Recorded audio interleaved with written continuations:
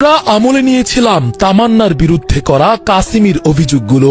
আমি তার প্রথম স্বামী, কিন্তু প্রথম পুরুষ না। তার আগের পুরুষ একজন ছিল, সেটা পুরো দুনিয়ার মানুষ জানে। সে এক মোবাইলের জন্য, কারণ তার মোবাইলটা হলো তার বিশ্বের জগৎ। তার দুই মোবাইলে কমপক্ষে 30টা আইডি পাওয়া, কোনটা লেসবিয়ান গ্রুপে, কোনটা সমকামিতার গ্রুপে, বিটিএস এর সাথে ও সম্পর্ক এখনো পর্যন্ত। বুঝেন না তাহলে কি কোন ক্যাটাগরির নারী? কিন্তু এরকম একটা যার আমার হোটেলের ছবি আমার কাছে আছে, দেখছি আমি, সে আমাকে স্পষ্ট বলছে যে আমার এই পর্যন্ত অনেকজনের সাথে স্টেটমেন্ট হয়ে গেছে মাতাল অবস্থায়।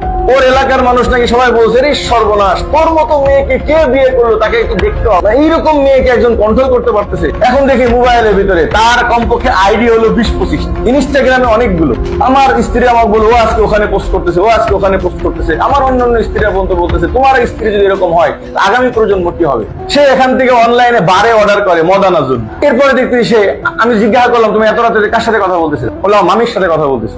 যেই ছেলের সাথে পরকীয়া করছে, আমি সেই ছেলের নাম বলতে চাই না, সে হলো অনেক বড় একজন একটা আলেমের পোলা।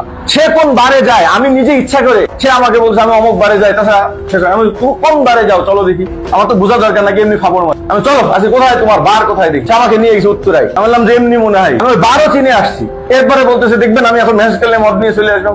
সর্বনা, সেটা মেসেজ করলে তুমি কোথায় আমাকে এটা নিচে বিয়ার দিয়ে যাও। চিন্তা করে দেখছো কোন লেভেলের। কিন্তু আমি এগুলো ধৈর্য ধরছি।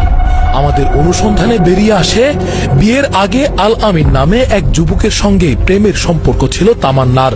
সে সময় একাধিকবার শারীরিক সম্পর্কে অন্তত 2 বার গর্ভবতী হন তামান্না। সেই সন্তান আবার নষ্ট করেন তিনি।